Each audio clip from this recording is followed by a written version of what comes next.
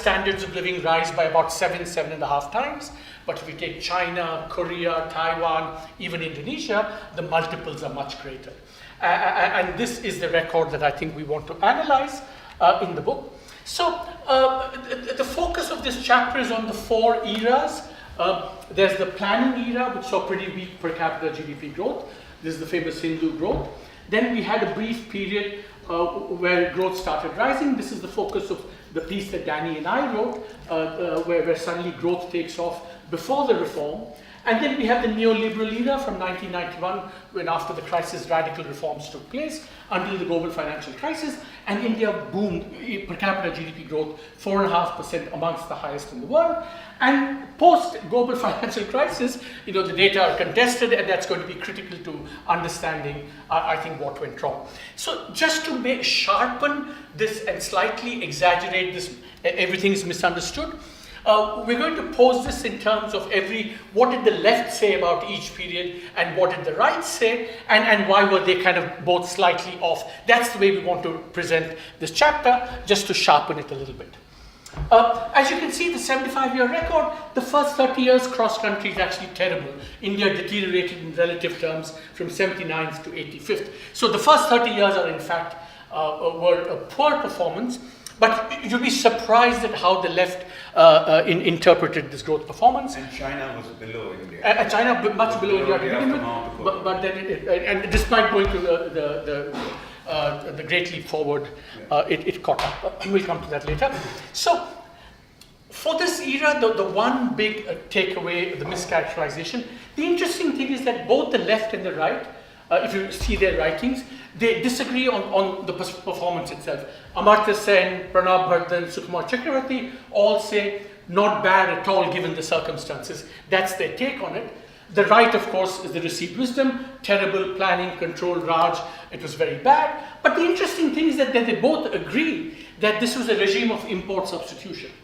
Every textbook in India will tell you that the first 30 years was import substitution, and we're going to argue that that's off because it was a scarcity era, not an import substitution era. Why? Of course, import substitution, you keep out foreigners, but then you have 3 other economic agents in the economy. The public sector was favored, as Devesh is going to tell you, but highly inefficient, which also added to the cost of production. So you got inefficiency and scarcity because of that. You had the small private sector heavily favored through a whole range of policies, including in the limit some sectors where only the small, some of the highly internationally competitive labor-intensive sectors were reserved until 2000. So they were favored, but they were kind of intrinsically rendered inefficient because you would get all these things only if you remained small. So if you achieved scale, you would lose that, so there was a strong incentive. And then I think the most unique aspect of the first 30 years, which really distinguished India from all the other prototype import substitution things, is the stifling, absolute throttling of the domestic private sector. Remember, import substitution and protectionism is about favoring the domestic economy, whether public or private, but India created a system where you throttle the domestic private sector, so the net result of all this was in fact scarcity. And just to give you so one of the things in the book that Devesh and I have tried very hard to do is to try and present for anything data over 75 years. It's all new primary administrative data. We want to present this over 75 years. Of course, you see that in the first 30 years, very high black market premium. This is from the data set that Reinhardt and Rogoff have compiled. And this is new data that we show that in the first 30 years, the share of income reported to the tax authorities very low to begin with, and at the end of the planning era, it went from 7 to 3%. So it was, so it was really a scarcity economy. Now we move to the next phase. Again, the phase that was the left calls this the phase of public investment-led growth. The right says it's unsustainable Keynesianism because there was a massive expansion which led to the crisis of 1991, and so they kind of they dismiss it on those grounds. The left extols it on grounds that it was public investment-led. But actually what Danny and I said was this was an era where you saw pro-business reform rather than pro-market reform. And in fact, it was the first era of import substitution, because in this era, the big policy change that began to happen was that the restrictions on the domestic private sector licensing, their access to imports, started to be liberalized gradually. And India, it used to be called internal liberalization before external liberalization, but essentially, yeah. So in other countries which are doing import substitution, industrialization, not do this type of scarcity? Yeah, there are no restrictions on the domestic private sector. I mean, the whole point of import substitution, I mean, Korea did just the opposite, in fact. You know, you had to get all these things provided you could do well. And essentially, licensing gets progressively relaxed, access to inputs get relaxed, and therefore you get you start growth taking off. And in a sense, the two key things which make it an import substitution regime is that productivity takes off because of the elimination of the production tax. But trade doesn't take off. If it were a pro-competition reform, you would see much more trade, and you see trade to GDP, even in the 80s, is basically flat. It's only after the reforms in 91, which is pro-competition, that you see trade contributing to economic growth. Third, now we come to the third, 91 reforms, everyone knows the story, but I think we've missed something really essential about this. The left tends to say neoliberal as pejorative. The right hails this as reforms-led growth. But I think for us, what is really new about this is that you had East Asian outcomes on trade. I'll show you. India was the third largest exporter in growth of manufacturing during this, not just services, manufacturing during this era. So we got East Asian outcomes on trade. And Danny and others will be the current crowd are going to be very disappointed. We got this without any East Asian policies. No industrial policy, no export subsidies, no undervalued exchange rate, three real hallmarks of East Asian industrial policy. We got those outcomes. And the second thing, of course, is that we got the East Asian outcomes on growth, but we got very little formal employment creation, very little manufacturing jobs, formal sector manufacturing jobs, and this is the whole India's pattern being more skill intensive than high skill intensive, rather low intensive. You see trade and investment take off in this period, and in India, this annual average growth of exports, goods and services and manufacturing. India was the third fastest, between 95 and 2020, India is the third fastest growing, both manufacturing exports and this. But on a low base. The denominator was low, no? But China, from a very high base, was doing 13% as well. So I think that annual average growth is still, over these long periods of time, is quite important. Because Vietnam, Bangladesh is also slow base. So unlike in East Asia, we didn't get it. So it was boringly, defiantly, flagrantly Washington consensus in spirit, not East Asian in spirit. And of course, you didn't get the structural transmission, which we, that's for another chapter. So in fact, this shows how India's composition of exports, services did very well, high-skill manufacturing did well, but labor-intensive did relatively quite poorly, and that's why you didn't get the structural transformation, which we try to explain in another chapter. The last period, I think, is a real problem. The left and right, everyone is all over the place on the period after the global financial crisis. The left says it's flawed Modi government policies, demonetization. So if you read Kaushik Basu or Raghuram Rajan, they will target their attacks on the, and there were flawed policies. The right will say, no, lots of achievements under the Modi regime, and kind of both are right in some respects. The problem is that for the left, it's awkward. If you attack the policies, the government comes back and says, so what? Growth was 7%. What's your problem? What are you criticizing? The right's praise leads to the awkward. There was growth, but what's the story? And I'm going to show you there's growth, but nothing adds up to create a story. So therefore, the only possible interpretation is that I'm going to show you that the data is quite flawed, pretty flawed, and that growth was modest. It wasn't bad, it was modest, and the slowdown of growth happened classic Japanese style overhang, after the excesses of the 2010s, you had this too much lending, non-performing assets, too much borrowing, and all that process went into reverse, and that's why you had slowing down of growth. So this is the kind of chart I don't know why Now China's GDP is under attack. By the way, the latest Indian GDP number that's come out is utterly incomprehensible, which we can talk about later. But this is the India changed its methodology for post-global. I just want you to absorb this, that the black bars are annual average rates of growth for any macro indicator you want to take. And they're all double, 15% real annual average. After 2011, everything collapses by about 10, 12 percentage points. So just to give you one example, take exports. It was growing at 16% nearly every year, dollar real terms between this, and it became 4%. So everything collapses. We have new data on assets, on earnings, but GDP stands resilient, immune to all the changes, and you get this sort of picture. And so this is the high stress and the high corporate stress, and you get the classic balance sheet symptoms. You get credit to GDP, which soared, flattened out, and investment to GDP soared and then collapsed because of the deleveraging process, and therefore, and so the contention here is that the diagnosis is contaminated by the fact that people are not kind of coming to grips with the data. It's also been contaminated by politicization.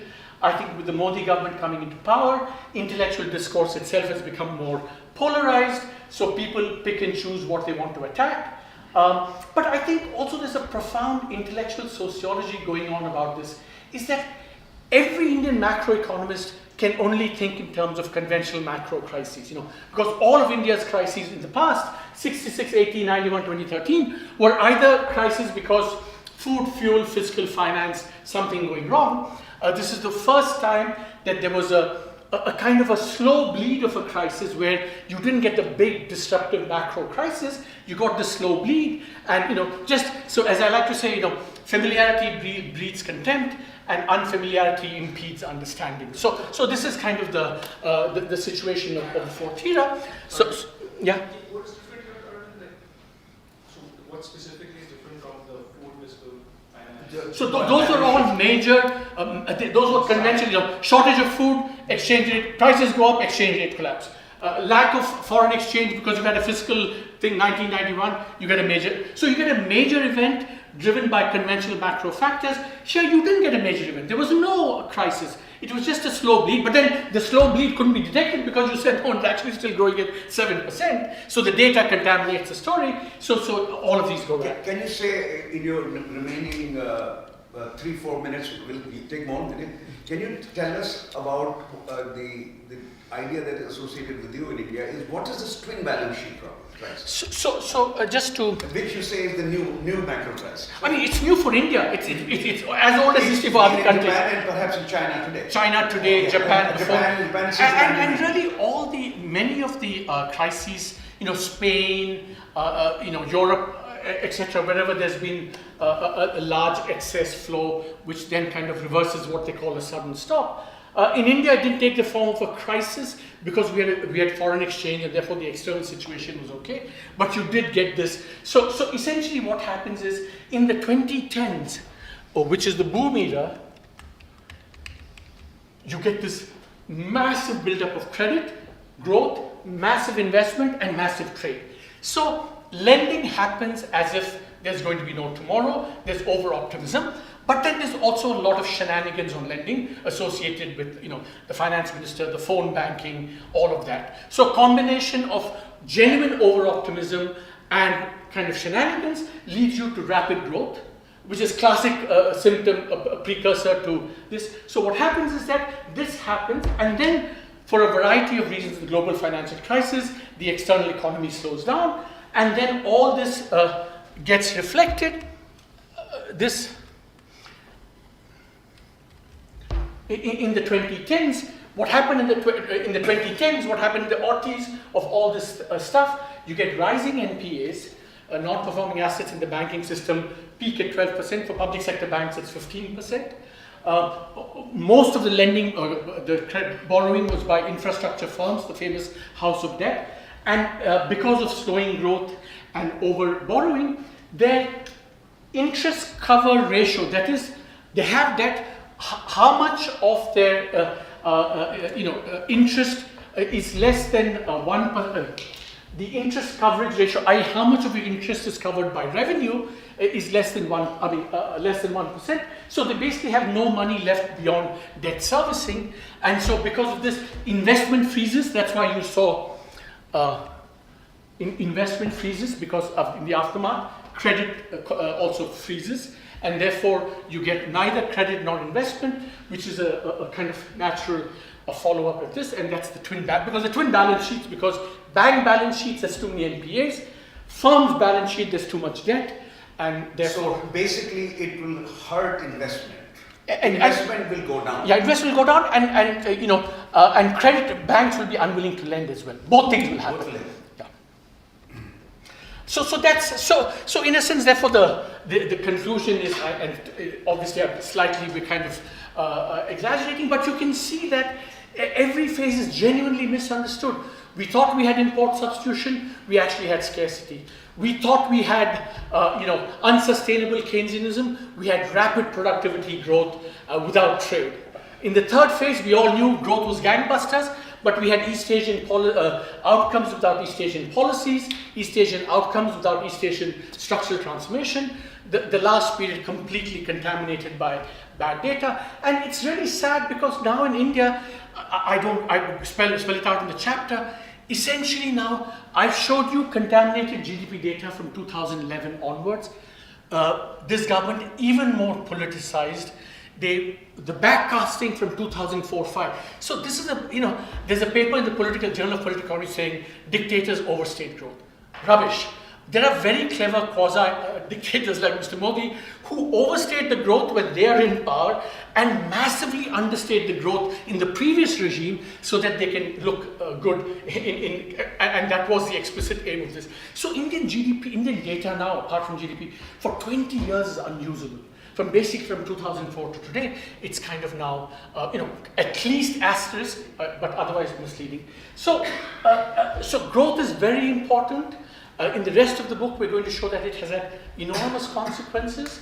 But if I'm using the term structural transformation in the standard development theory sense, migration from agriculture to industry, manufacturing to services, and more and more employment created outside agriculture. So it's a good question.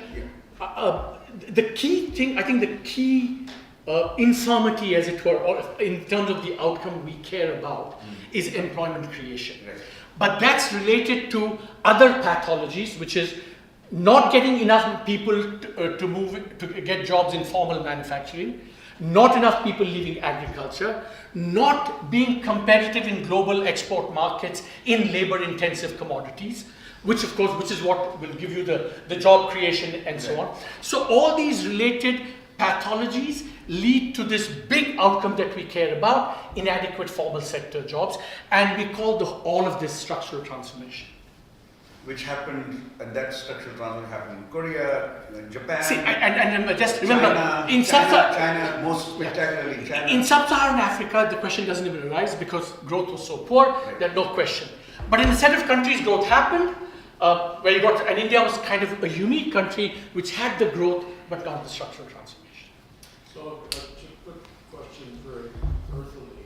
If India has now leapfrogged, and this is in some kind of comparative historical terms, the role of manufacturing in the development economy.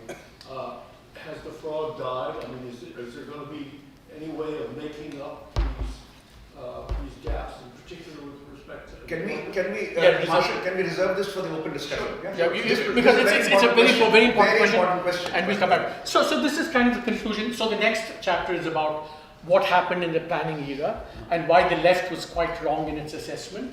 And we spent a lot of time on two new explanations, which is how agriculture did and how I didn't do well enough compared to the East Asian countries, and then licensing. And the third one is going to exactly analyze that. So Arvind, let me ask you, and let me ask Simon also. Should we have Simon comment on you now or whatever? I mean, whatever you guys want. I mean, Let's do that. Let's have Simon comment on you now, right? So Simon Johnson is the first commentator, and then we'll have Devesh's presentation and Yasheng's commentary. Simon Johnson is the Ronald Kurtz Professor of Entrepreneurship at the MIT School of Management, and he has served as Chief Economist of the International Monetary Fund. And what else should you know? You should know that his most recent book with Darren Akimoglu is Power and Progress, Our 1,000-Year Struggle Over Technology and Prosperity. There is quite a bit else that one can list, but in the interest of time, let's have his commentary for 15 minutes on the growth chapter. Okay. Thank you very much for the opportunity to read this fascinating book that I'm sure is going to be very important. It's certainly long awaited. So, there's a lot of really interesting insights in the book. Many of my reactions I'll share directly with the authors, including relatively minor points. Let me just focus on a couple of bigger picture issues. So, when economists talk about growth, and this is obviously, Arvind showed you a version of this picture, we always show you log GDP per capita, in purchasing power parity terms, typically. And everybody nods and says, yes, obviously that's the right thing to look at. And this does give you a very straightforward way to think about growth. Remember, however, a couple of caveats that come directly out of Arvind's many years of work, including what he said at the end, which is, GDP statistics are a pretty complicated thing, and you can game them, and over time the political incentives to game them may change, and you can go back and restate them. And that's before I start to talk about purchasing power parity, which involves a lot of surveys of prices and potential manipulation of that. But what we have in the data, this is from the Penn World Tables, which is absolutely standard source, is exactly as the authors say, a situation when the invaders have been evicted. Two countries, and I'm going to highlight China and India, because actually when you read the chapter, I think the book is obviously about India, but I think China gives you this very important reference point for it. How did India do? Was India's performance a little bit disappointing? Did they catch up with China? And so I think that's how it struck me when I read the chapter. So at the beginning, they start out both pretty poor. Now there's some upward drift, which is a little hard to see because they do better later, but there is some definite upward drift, but honestly, not very much, and this is part of what Arvind said, and both countries have their own, let's say, messed up policies, I think is pretty fair, own versions of that. From around, obviously, 1978, 1980, China finds itself on a different growth path, so you see an acceleration of growth here. India takes longer to get there. So that seems like one reasonable interpretation, and that is the standard view of this. And by the way, and I will talk about levels, and this is also, I have 40 slides, which I don't propose to show them all, some of them for the authors. If we step back and look at levels of GDP per capita, they're going to be it'll help us make a couple of interesting comparisons later on. Won't dwell on that now. So, did China miss an opportunity? Did India miss an opportunity, right? So maybe there was a difficult period after the foreigners have gone. China gets itself sorted out. India perhaps now is catching up. If it's not catching up with China, why not? This is a question that's asked a lot. I would say, very important, and I think this is actually missing from the chapters I saw, that you need to discuss the demographics and what happened to population, because clearly all developing countries were hit by this very big, we can call it a shock, this epidemiological transition after World War II. So a lot more people were born, a lot more children were born and survived to adulthood than ever before in any set of countries. That has to be a difficult problem for anyone to overcome, particularly at those income levels. So the numbers are dramatic. However, of course, after 1980, when both countries improved in per capita, there's also a large increase in population. So it's not that the population plays a decisive role, and there must be a demographic dividend at some point for every country. The children become young adults, they work, they earn income, and I think you could deal with that a bit more than you do. In any case, the World Bank absolutely says, and I have checked this, so it must be true, right? The World Bank has said that Chinese economic success was unprecedented. That's one of their favorite words. And the Wall Street Journal has some good things to happen too. So if the Wall Street Journal and the World Bank agree, you know you're in serious trouble.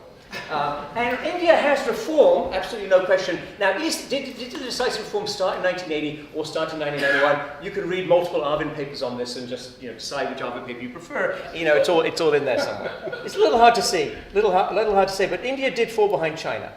And so here's what success looks like. Here is a faster growth rate. This is, if we start India, if you say, let's start India in 1950, we use traditional Indian green here. We'll use India in 1980, we have a nice brown color here. India is sort of a blue color here. And these are the, if I have just start reform or attempting to grow in different dates, this is what the path looks like. And actually that's not China, that's South Korea.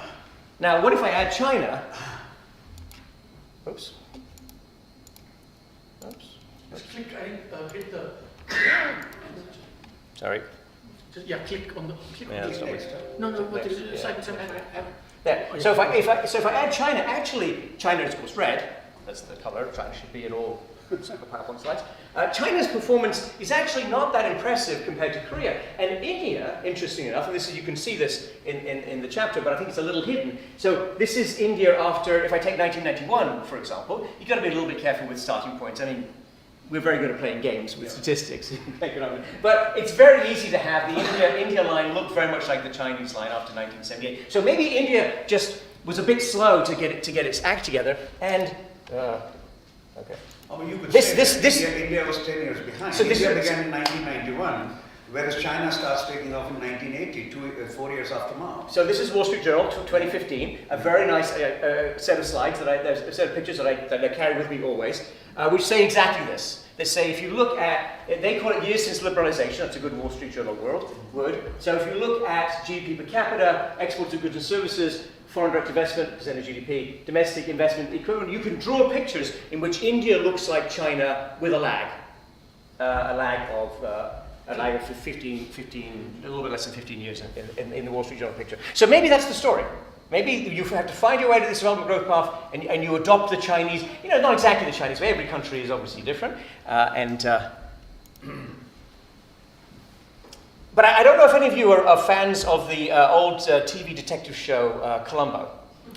So Columbo's distinctive, the sort of canonical Columbo moment is when the case looks entirely convincing and the guilty person, you know who the guilty person is, they're going to escape completely unscathed. And Columbo walks out, but he turns back and he says, and this is like a cigar, he says, there's just one more thing. And it turns out there's a very, very small, trivial thing that's just bugging him, right?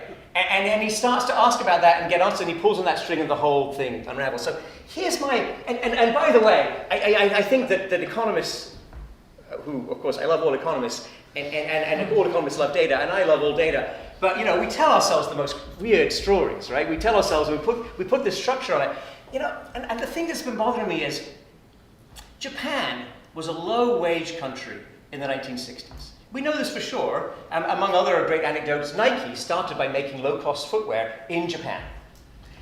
1960s. In the 1970s, they were not making very much footwear, and I'm sure they were not making low-cost footwear in the 1980s. Absolutely not.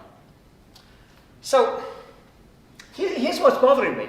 China has had this remarkable success. It's definitely in the data. We can see it in the GDP, and I'm not disputing that, but China is still the manufacturing hub of the world, based in part on relatively low labor costs. Now, it's not the lowest labor cost in the world. Labor costs have risen. We'll talk about that. Wages have risen. But it has a position in global production. And you know this because we needed them for masks. Yasheng and I know this very well. That's where all the PPE was, the personal protective equipment during COVID. Many supply chains today, if you talk about geopolitics, many supply chains run through China, including the low labor cost element of those supply chains. So how is it possible that China has had this amazing runaway success, and yet we still rely on them globally as this low labor cost producer? What would Eric Hobsbawm say? That's just thrown in for Arvind, who loves literary historical references. So only he will know what Eric Hobsbawm will say. But if you dig into this and you pull on this string... What would he say? What would Hobsbawm say? He was a Marxist, and he would say, let's look at power, and let's look at who has power and what they're doing with power, which we're going to do in a moment. So in my remaining few minutes, let me pull on that string. So let's say that we don't believe GDP per capita data, GDP data. And Arvind's book is going to be pretty devastating on the Indian data, so I think that's pretty reasonable. What other information do we have? Well, actually, we do have pretty good independent or not derived in the same way information on wages. So wages is something that's observed directly. It's observed by the ILO. Richard Freeman and his co-author Austin did a great job of putting together data from the ILO data set. Now, we don't have China before 1990, but we do know from other things that the Chinese-Indian pattern was not too different in this earlier period. And what we do see here, absolutely, is wages. This is what is called low-skilled, and of course low-skilled changes over time. We've got to be careful about that. But what's classified in the ILO data is low-skilled workers' wages. And all I'm doing here, actually, I'm not doing anything. All we're doing from the ILO data is we're taking a nominal wage and we're using a market exchange rate. Not a PPP. There's no consumption basket complications and games. What's the market exchange rate? Now, market exchange rates don't tell me exactly how much you can buy, but they're very informative if I think about foreign investors or think about your position in global supply chains. So China definitely has, and that's my water. That's my oven. Put it back. Put it back. Get your oven. Then I'm still yours, son. All right, fine. South Korea. Now, look, if I had more time, I'd do a lot more countries and we could do this. But, for the purpose of this discussion, let's just think about South Korea. Actually, I'll talk about a couple of other countries further on. So South Korea has, as you all know, a pretty dismal economic experience until the early 1960s. And then it has its period of reforms. And let me be completely agnostic what reform. I don't know what reforms are. I think but there are something changes about South Korean policy. Now, wages, the low skill, do not rise right away, but by 1985, 1990, 1995, we can see a significant gap here. And we're seeing something also very interesting, which is South Korea seems to be doing something dramatically different from India and China, if you draw it on this scale. Now, maybe skill is complicating things. So let's think about manufacturing. Manufacturing is, with appropriate deference to the point made about manufacturing versus services, manufacturing is the core of how you think about competitiveness and what you can do, what you can produce globally. So here's China and India again, and in manufacturing, Chinese wages absolutely do go up. Indian wages are rising down here, but Chinese wages go up earlier. And here's South Korean manufacturing wages. So South Korea's GDP per capita advantage, by the way, is about 3-to-1 compared to China in 1985. You can't see it in this picture easily. It's about 3-to-1 today, so we can think about whether that's meaningful. But the wage difference is 5-to-1. The wage gap has opened South Korea. Now, on democracy, we all know the story, and we're not going to spend too much time on it. But we know that India had a remarkable and amazing and unusually democratic, which you might want to complain about. But honestly, guys, this stands out, globally. Right? And now we've got some deterioration. China's democratization, well, it does actually go down after Tiananmen Square. You can't even see it because it's so bottom. It's basically bottom coded in these data. The Korean story is, of course, a different one, and much more the standard story, I would say, of European industrialization, which is, you start to build stuff, the middle class makes a lot of money. This is every Hobsbawm story. They don't pay the workers any money. I can promise you that. My family is from middle class in the north of England. We didn't pay them with any decent wages until we were forced to. By the rise of trade unions, by politicization, by political representation, in the same story in Korea, right? So the democratic transition now, you can argue democracy versus industrialization, chicken and egg, fine. But this is a very different pattern. So, what's the top 20% look like relative to the bottom 20% in these countries? Now, this is a ratio. All I need to do is measure your nominal incomes. I don't need to do anything with prices. There's no exchange rates in here. It's just a ratio, right? The prices, PPP numbers, if that's your origin, they just drop out. So here, this is interesting. And this, I think that, I think it's fascinating, Arvind and You're showing China as more unequal. The red line, the ratio of top 20 versus, with respect to bottom 20, China is more unequal. Yes, in these data. The World Inequality Database, absolutely. So this is what I mean about stories and labels. We had this label, socialism. Well, it's obviously, capitalism with Chinese characteristics, if I can call it. I'm sure that that's absolutely true. But we had this idea that, look, the Chairman Mao, he was all about, in the Cultural Revolution, it was going to be more equal, right? I mean, China, I don't put it on here because their data's but China is more unequal than Russia. All the stories you know about Russia and Russian growth are also wrong. You can do your next book on that one, okay? So China is more unequal. China is more unequal than Russia. China is more unequal than India, although Indian inequality has gone up a lot. But look, maybe this is just what happens. Maybe we can't avoid more inequality with growth. Simon, you have 3 minutes left. Korea. Okay. Korean inequality. Comes down. Wait, well, it goes up a little bit, but it's not doing this, right? So India and China, if I just look at the data, and I put away the labels and I put away the narratives, I'm thinking, okay, so what's the difference between India and China exactly? I mean, yes, you got some stories there. You can also do this for the pre-tax income. You can do this with PPP adjustment or not for people at the low end. Now, it's absolutely true. Poverty in China has come down a lot. Extreme poverty, probably been eliminated. India poverty has come down a lot. I mean, that's what all the sources say. The latest data. Yeah, well, exactly. Including the World Bank. But wages at the bottom have gone up, bottom 20%. This is trying to calculate exactly, the purchasing power of the bottom 20%. But again, the South Koreans have done better.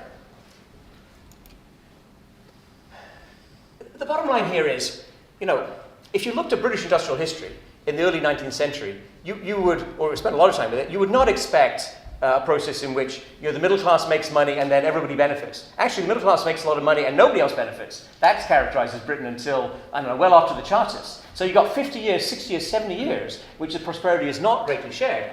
Now, Chinese, we could spend a lot of time thinking about China. I think it gets harder and harder to sustain this Chinese model without a lot of surveillance and a lot of monitoring and a lot of persuasion. Your cognitive class definitely becomes more prosperous. They don't really care about wages of workers. They just don't want revolution. India is obviously different, but the lack of progress of the low-end guys is really striking to me. And when I read your chapter, I'm like, I want to understand this more. There's a disappointment or a similarity, and it's not bad. I mean, China has grown, India has grown, but there's something similar there. And we could talk about what the mechanism is, and this is more for the authors. But here's my last question, which is, why do we say you want to be like China? I want to be like Japan. According to the data, I'm just looking at the data, Japan was a poor country. This is India, China, and Japan. Observationally hard to tell which is which at the beginning of this period. Okay, so China's gone through some disruption to understand, but it's not like China bounces back after World War II and is suddenly ahead of them. No, there's a very long period of growth, and then there's a sustained increase with bumping around and balance sheet crises and whatever you want to call them. But China becomes rich. Why don't you want to become rich? Don't become like China. Become rich, like Japan. And Japan, this is the United States, which obviously didn't start at the same wage level that we have now. And this is hourly wages. Again, trying to strip out anything else, just use market exchange rates. I mean, what Japan achieved is to reach, roughly speaking, the wage level of the United States. Right? This is where India and China are now. So where's my Chinese economic miracle? And what should India aim for? What's the aspiration, you guys? Because I think this book is an important, not just retrospective, but setting of the goalposts. And then there's another 20 slides of appendices and mathematical derivations and data sources for these guys. The big point you want to make is that India is simply 10 or 15 years behind China, that's it. Is that the point? Well, it might be, but being 10 to 15 years behind China, is that a good thing? Is that your aspiration? Is that what you want? Is that defined success? So there's an empirical point here, and by bringing in South Korea and Japan, you are saying that India-China comparison, even if you say that India is 10 to 15 years behind, then it's basically not very different. But India could be thinking of Japan and South Korea as a way to grow. Yeah, I don't think. As a way to grow. I think limiting your.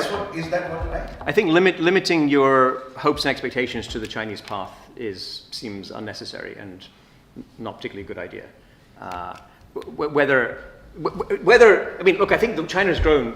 I mean, I'm saying this with Yasheng sitting next to me, so with great interpretation. But I think China has grown with a huge amount of suppression of labor. If the British industrialists had had their dream, they would have done what China has done, right? Which is the middle class gets rich and the workers stay, squeezed. Extreme poverty may have been eliminated at the same time, but there's a set of workers there who have not done particularly well. I'm not sure that's what India wants to do or what can. Labor share GDP tanked. In China. Yeah.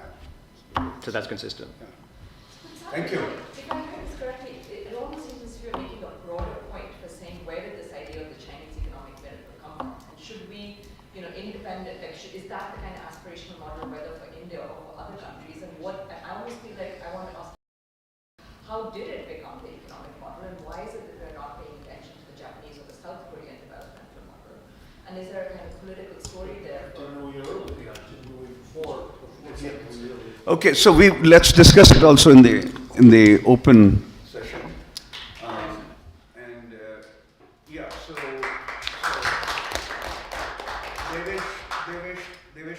Devesh will present the PSUs, the public sector, SOEs in China and PSUs in India. That chapter, which has a lot of new data, I think. Yes. It also has estimate of how much PSUs have hurt India. Thanks. So one of the sort of interesting things is that as a grad student, student, at that time, there was a lot of interest and work on state-owned enterprises. But basically, last few decades, you'll never see almost any work in political science or economics on state-owned enterprises, partly because you can't do RCTs or you can't randomly shut down a state-owned enterprise. But it's curious why it is that work has completely vanished, even though they continue to be pretty important in a host of countries. Now, is this? No. Just click on the next. on the arrow. Yes, just click on next. Yeah, that works. Oh, sorry. Yeah, there you go.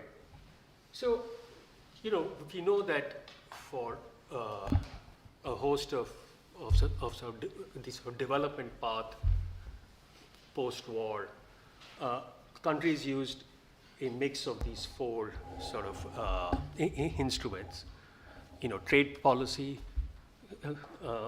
in India's case, licensing, and directed finance by controlling the financial sector. And the fourth was state-owned enterprises. Now, in the Indian case, what we'll show you is that state-owned enterprises, with some exceptions, they consistently have delivered poor financial returns. In the case of subnational state enterprises, which is, the states have their own, the performance, if at the central level was poor, at the state level was simply terrible. That the opportunity costs have been very substantial and have been an important factor, we believe, why funds for core infrastructure and human capital were much less than ought to have been. And this is also one reason why the story of India's structural transformation has been much weaker. Now, we know the story in sort of Nehru's India. The state-owned enterprises would hold the commanding heights of the economy, the temples of modern India, et cetera, et cetera. But India was not an exception. I mean, this was true worldwide. It's not just the Soviet Union and China, but Europe, East Asia, Latin America. Now, in most other places, state-owned enterprises were ubiquitous in utilities, mining, energy, transport. Where India and some other countries, we'll see, were different was the importance of state-owned enterprises in the manufacturing sector. So this is just last 50 years. And there are a few things you want to see is that the capital employed in state-owned enterprises actually jumps massively after liberalization. 30 times in nominal terms and about 8 times in real terms. The second is that the number of employees actually drops substantially even as the capital has increased massively. State-owned enterprises and the entire Indian state has been cutting down its employees pretty steadily and quietly. What that has meant, of course, is that, or not necessarily, but you see in core central government enterprises, the productivity has been sort of increasing steadily in the past 3 decades. As is, one of their goals was employment, state-owned enterprises combined were never more than 1% of the labor force. But as a part of the formal organized sector, they peaked at about 6%, but really are a pretty small part. In the case of the states, which is at the subnational level, what we see is that in this case, you do see a decline relative, whereas at the central level, we've seen an increase. In investment. Yeah. You have the same figures for the capital stock, like what the Yeah. So now, This is the share of the public sector in value added, maximum in mining and finance. Finance because we nationalized all the banks. The overall share, you'll see, was never more than a fifth. And that's because agriculture is a big part of the economy. Manufacturing, it was never more than about 15%. And that's partly because India, a huge part of manufacturing is in the informal sector. So where you see is that as a share of the economy, it was never a dominant part of the economy. It was an important part. But if you look at the performance, this is the rate of return on capital employed. Now, this is particularly important, which is the steel sector. Steel was massively capital intensive. And this was the sector where the maximum amount of the government of India's investments in manufacturing were to the steel plants.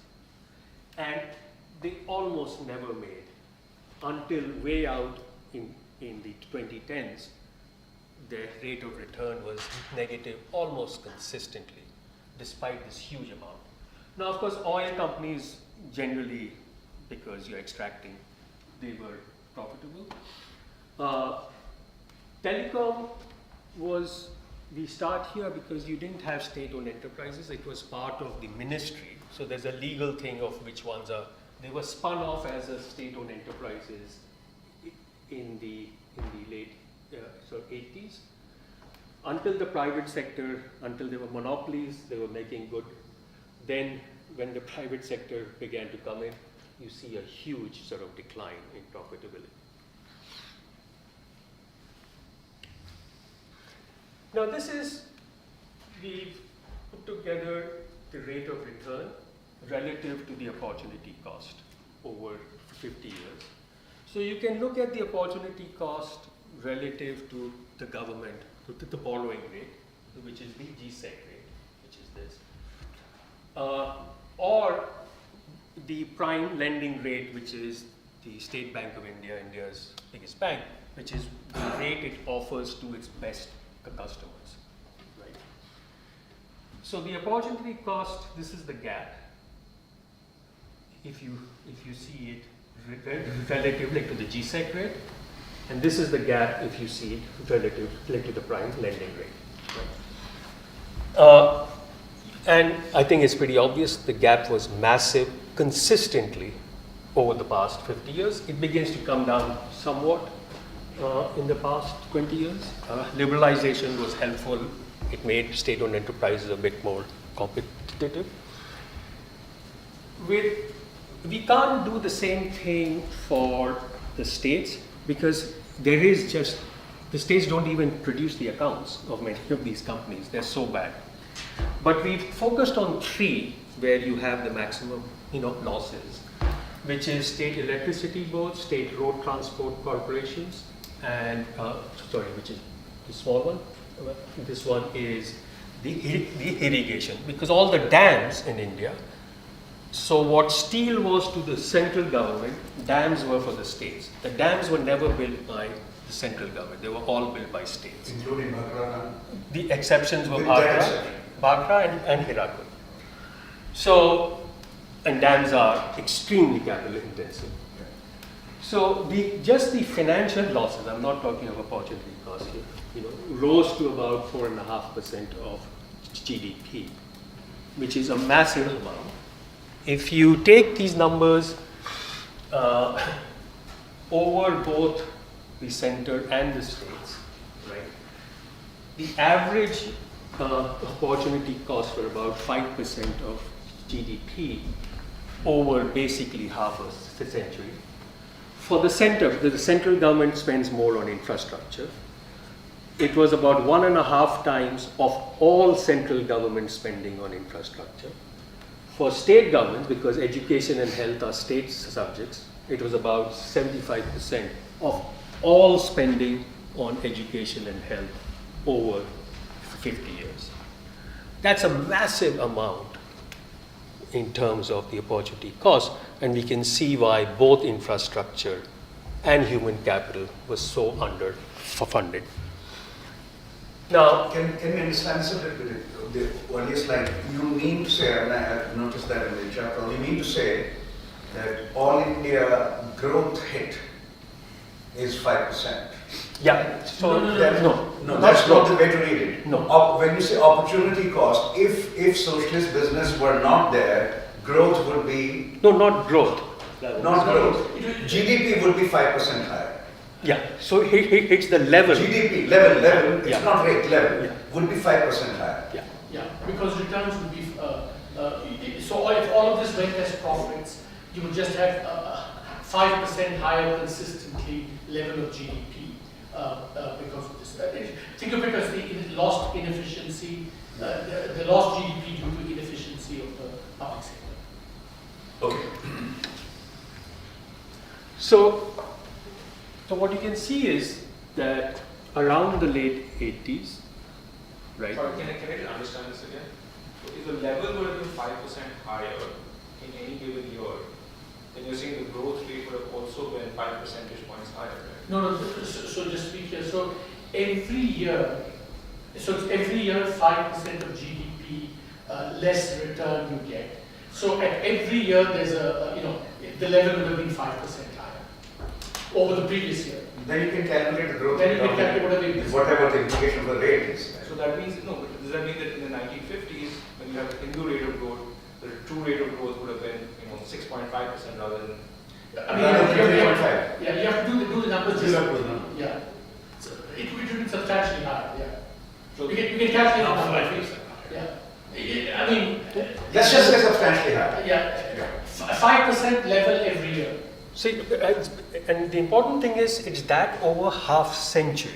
But that's a very large number. That is. Meaning it's kind of almost too high.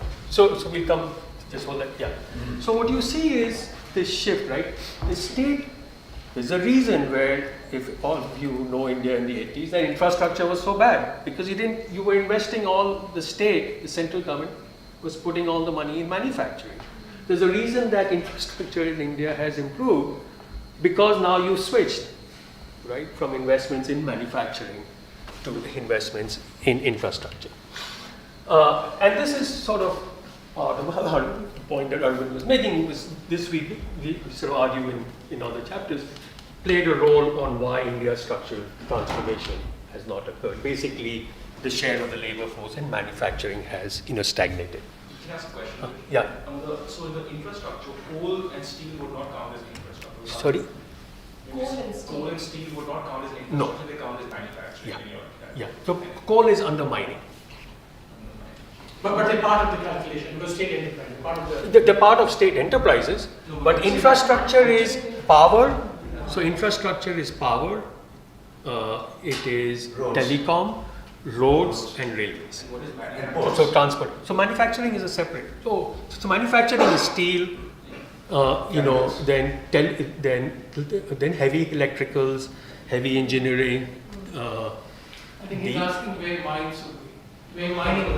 Mining would not be Mining- part of manufacturing. In the first chart, mining is coal is part of mining. In the See first chart. this chart. No, in your manufacturing thing, because you said that steel accounts for a large fraction of the manufacturing, right? Yeah. So I'm just trying to understand how the 50% figure that you just showed, the red line, Right. Which red line? sorry, maybe it's the black. So most of the investment in manufacturing, Yeah. So this occurs because we are starting here in 71. Almost the dominance of steel in investment is from the 60s and 70s. Because remember the steel plants of Bokaro, Bhilai, etc., they're all built from the late 50s to the 70s. After that, the steel, you see a turnaround, etc. So that hugely drops. So that's what happens. So the red line story is the steel story. Yeah. And infrastructure story is the other story. Yeah, Right? yeah. Infrastructure is going up, steel and heavy electricals going up, right? And HMD and etc. Yeah. All that. All HMD doesn't exist anymore. So So we understand, I don't have to belabor about why these were created, the usual arguments, right? The perception of market failures, a big domestic capitalist class, limited interest by foreign capital, etc. Now, we want to add that, look, we believe that they had some positive, somewhat inadvertent, that was not planned.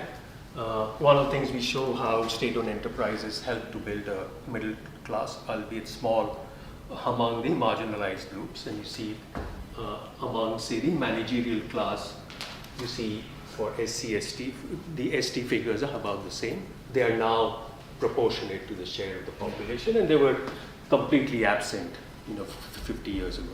So there have been these positive sort of effects, but they are very limited. Now, there's a whole sort of thing on why performance was so poor. One of these, things that we want to just point out because it's rarely, because the usual thing is patronage, this, that. That is definitely part of the story, but it's not. We don't think it's the driver of the story. One of the things that, for instance, given the importance of steel at that time, what you see is that these state-owned enterprises never had people who knew how to run a firm. They were all largely ICS officers. Someone who was running health tomorrow is running a steel plant. So the Indian administrative service played a terrible role. There's no doubt about this. It has many strengths. But there was a lot of essential self-dealing. There were no professional managers who knew about commerce, about enterprise. And the biggest mistake India made was not about getting into steel. It had a comparative advantage, iron ore, coal, but starting 3 steel plants simultaneously. So what happened was, till the 60s, India was graduating more lawyers than engineers. Actually, so you just didn't have the managers, the technical person, even, these reports point out, even a major power like US or Japan could not start 3 large steel plants simultaneously and have the personnel. I see. So that you really see there was so much inexperience.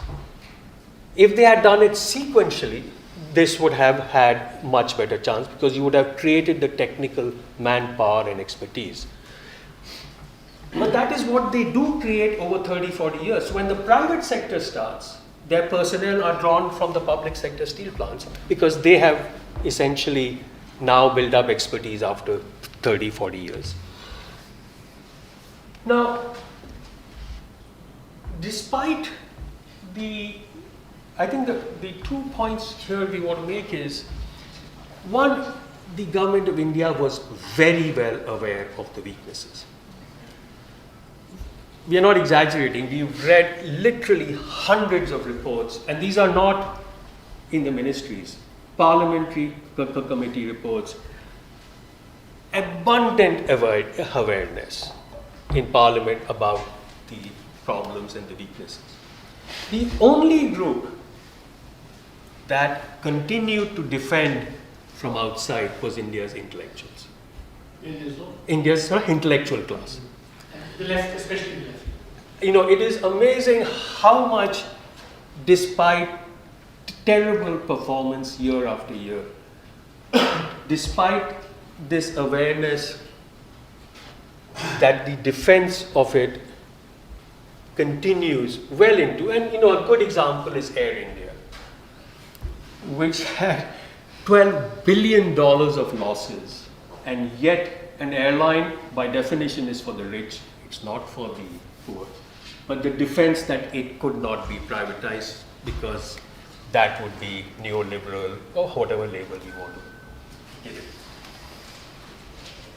It is true that labor became, because for organized labor, this was one of their key things, and so they were very reluctant to sort of change and things.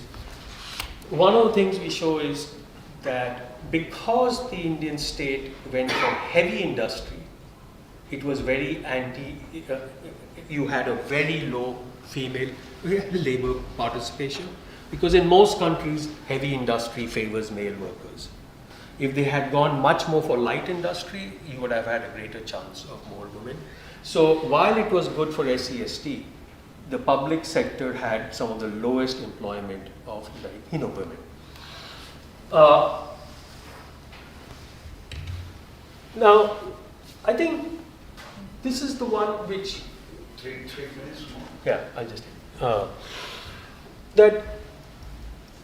Why is it that India's intellectuals were so deeply invested in state-owned enterprises? You can understand why the bureaucrats would be. You can understand why the politicians would be, lots of. But why were India's intellectuals so deeply invested? And that has continued. You will still find it very hard for a deeper saying, look, these enterprises are useless, they should be privatized. So even when privatization begins, everyone goes through verbal contortions not to call it privatization. Disinvestment, every word will be used, but not privatization, because that is simply politically impossible. And the question is why, right? What is it that you want to run when you know it is performing so poorly and you're hemorrhaging Reading that you can use those resources for other? That's a harder. I don't think as yet we have any explanation, frankly. The only thing we come to is that statism, what in Hindi there's a term called Mai Baap Sarkar, that is a very deeply embedded in the Indian psyche. It doesn't matter if you are left or right, regional party or caste-based party, every political party, every society itself has a deep statist bent.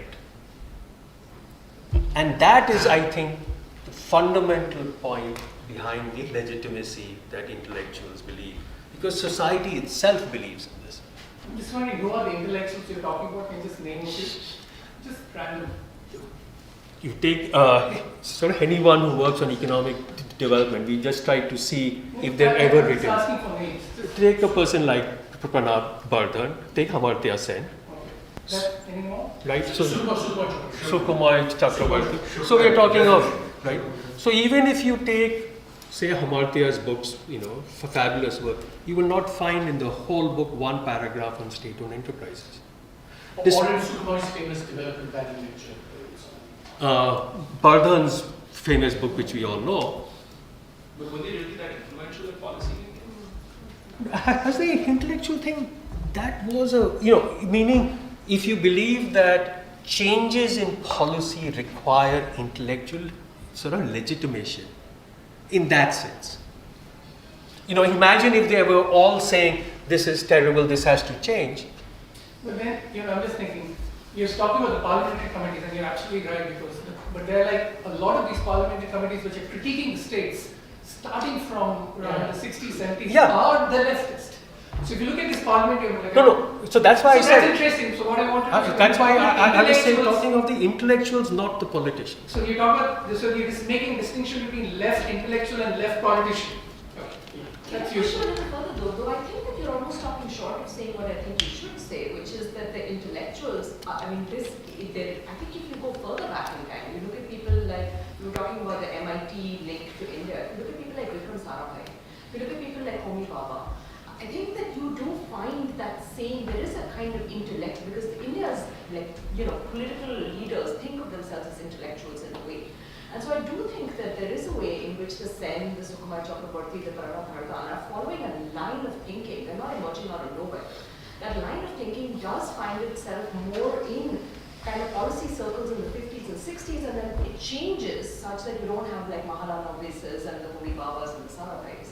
So I do think there is something to what you're saying about the importance of ideas, and rather than limiting intellectuals to these kind of academics in US universities, you can actually take it back to the fact that in the 50s and 60s, a lot of these US trained academics were returning to India and found themselves in absolutely critical positions at a very formative time of India's development. Yeah, so the only thing is in the 50s and 60s, it's more from LSE in England. Devesh, Let's do that discussion. Yeah, we should have this discussion. Yeah.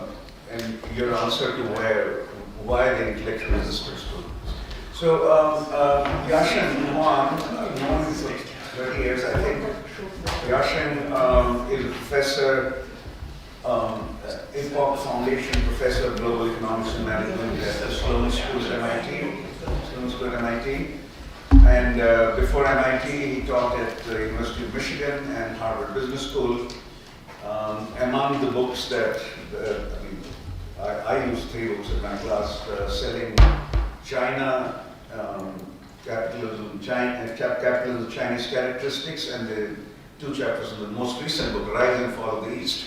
So, and he runs the India, China, and ASEAN lab at the Sloan School. And I think we are, he's studied Chinese political economy in detail, so we are looking forward to what he has to say from a comparative perspective. Chinese SOEs versus Indian, it's not called SOE in India, whatever, public sector, PSUs, public sector undertakings. Indian PSUs and Chinese SOEs. Okay, so but I think 15 minutes. in the chapter it is also referred to as SOE as well. So let me just use that uniform phrase. Thank you for inviting me. Great pleasure in reading I was given 2 chapters, and I was asked to focus on the second one, but I read both. So I may also have some comments on the kind of broad themes. One of the consistently, what I believe the mistaken view about China and India is that they had a similar starting point in 1980 or 1990.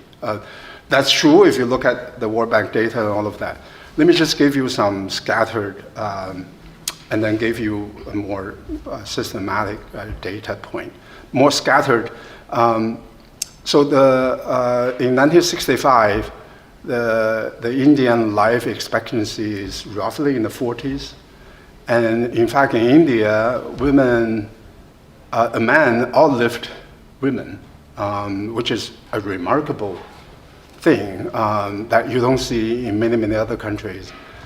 China in 1965, the Chinese already lived up to 55 and 60. So China was already 10 years ahead of India in terms of life expectancy.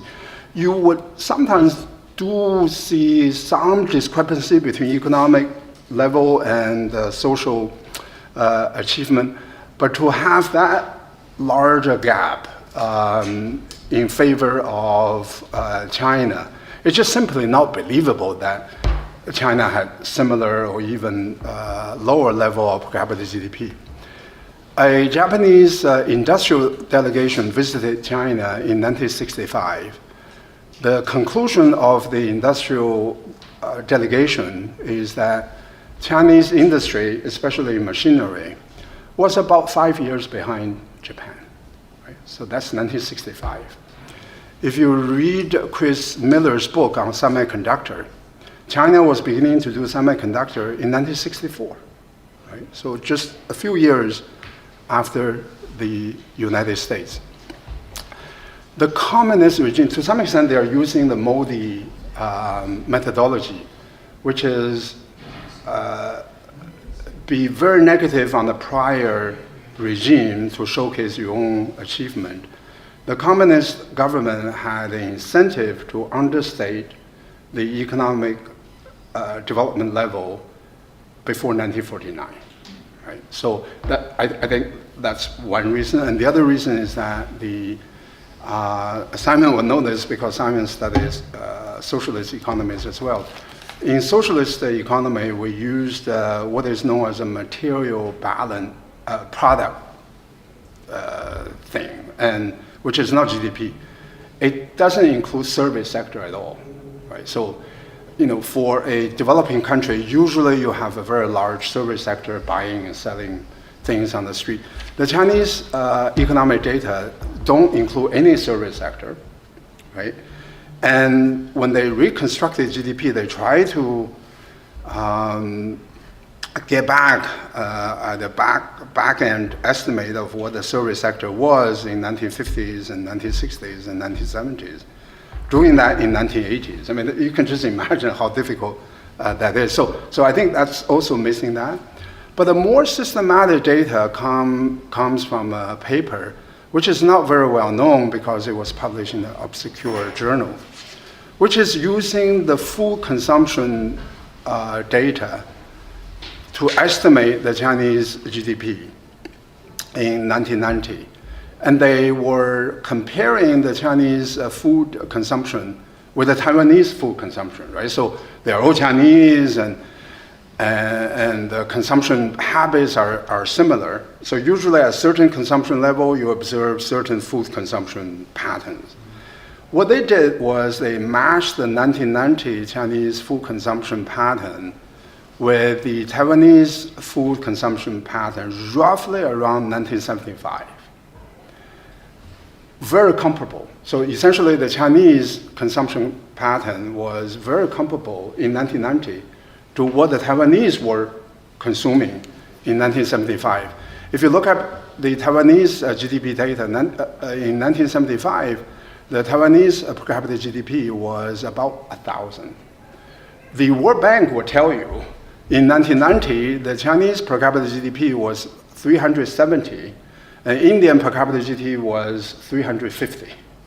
That's how this whole myth about how the two countries started at the same level, that's the data source.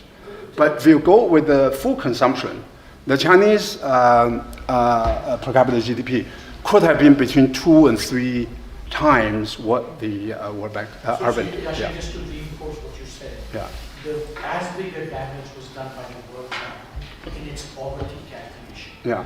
They say poverty in China in 1980 is higher than India's. Yeah, so that's, I mean, it's just unbelievable nonsense. It's Actually, one reason was, when I did the history of the World Bank, to make China IDA eligible. okay. So that's motivation. So yeah. So I'm not The basic claim here is that China, to say that they are roughly similar in 1980 or 1990 is wrong. I think that's totally wrong. And what my read of this entire history is that the level of the Chinese economy was understated. The growth was overstated, right? So, I think the size of the Chinese economy, the wage, we can come back to that. That's mainly because the capital and government shares of the GDP are very big in China. The labor share of the GDP is very small and actually declining. And in particular, Simon mentioned Tiananmen. That was actually the pivot. So essentially, before Tiananmen, the wage growth was exceeding the GDP growth. After Tiananmen, the wage growth lacked the GDP growth by a substantial amount. So it was a kind of FDI model, right? Cheap production. And remember the phrase, a factory for the world. So the FDI came into China to create factory over the world. It's interesting that in an economy that is growing 7, 8, 9% a year, it is not factory for China. So it's basically cost-based FDI rather than a market-based, because there's no market in China. The wage is so low, the consumption to GDP share is declining. The market is actually not that big, but the political repression of the labor and the whole rural decline in the 1990s created this incredible cost bonus, conferred cost bonus on foreign capitalists, but then it didn't help the Chinese consumption. So anyway, I just want to start with that, and then get to my assigned task. As I said, I was asked to talk about socialist business, but I'm going to go a little bit beyond that in my comments. And just a quick summary of that chapter. It was born on the basis of paternalistic status. You call it status, but the way I read it is taking care of, almost like a parent's taking care of children. So it's more paternalistic than... That's what my mom means, mother and father. A mother and father, right? So it's the status thing is a little bit different. I mean, it's more power of the state. Yeah, so anyway. And then dismal performance, as Devesh pointed out, the opportunity costs are very high. But what's really interesting is it's so incredibly hard to get rid of, and I'm going to come back to that. And then the whole history of the SOEs is written in one chapter. I mean, that's amazing because we're talking about a history of 75 years in duration, all the way to Prime Minister Modi. So I just learned a lot because it's so rich and so compressed. But to be helpful, let me just raise some questions. I still have some kind of unanswered questions. One has to do with the overall performance of the Indian economy. That gets to the first chapter. And the SOE diagnostics. And why privatization is so hard. And the kind of this mystery of persistent informality, right? And that was more in chapter 1 than in chapter 2. And so my term to explain this is shy globalization. So India is not rejecting globalization, but it's kind of ambivalent about it. I wonder if that has played a role in sort of hard to get rid of SOEs and informality. So India growth phases, so I learned from the book, these are the 4 phases, right? The first is the Hindu rate of the growth, 1.5 per capita GDP growth rate. And then you have the second import substitution, mistakenly labeled, but let me just use the standard reference, 4.5. And then you have the neoliberal phrase, 7% per capita GDP, and this is like kind of the peak era. And then the 3%. Is that still the wrong, this is artificially inflated 3%? Or this is a real... The artificially inflated is 7% level, percent per capita is minus 1.1, so about... Okay, yeah. So these are the phases of the Indian growth. So I think my puzzle is always about India is, it's not that the country cannot achieve high growth. I mean, even in the 1970s, for a year or two, they were able to grow at 7%. It's just that it doesn't last, right? So for someone who's familiar with East Asia, that actually is the most puzzling part. Even the 7%, which persisted for 20 years, somehow it doesn't continue. I think that's the real puzzle. And 7% per capita GDP, for 20 years, you would imagine if you are able to grow at high level and then for 20 years, you will build some sort of momentum. So this is mystery to me. And growth begets growth. I think I heard that phrase from you, Arvind. Growth momentum, right? Growth. So the paper talks about vested interest in opposing SOE reforms and privatization, but also growth creates vested interest too, right? So why is it you only have vested interest in opposing good things rather than not vested interest in continuing with the good things? So there's something in Indian political economy that kind of prevented this dynamic. I think that, for me at least, I would want to know what is that? What is that? Chinese high growth was 8% plus for 40 years. Yeah, so you have 7% basically saying 10 years, why not more? So I don't buy the balance sheet. Let me come back to that, right? So and East Asia, same thing, right? So they could grow 40 years. And so I think for me, the difficulty is always how to start the growth. And then once you get the growth started, because growth builds up its own momentum. So is there something about the political economy dynamics, or maybe even business dynamics, right? So not just, we learn from the chapters, they did lots of things wrong, demonetization and all of that. But I think the deeper question is to ask why the economy and business are not resilient to bad policies. And we often hear, I think this is from Gurcharan Das, right? The economy works at night, the government works during the day, right? But if the economy is so sensitive to what the government does, that clearly is wrong, right? So it's not a separate two things. One actually impacts the other pretty severely. So is there something beyond policy that also mattered? My impression of the book is that it is very heavy on the policy side. How come business and households cannot work around demonetization, right? So in China, everything now is moved to payment, electronic payment. The trigger for that was 2003 SARS. Once the pandemic happened, households, people don't go out, so then they have to use electronic payment.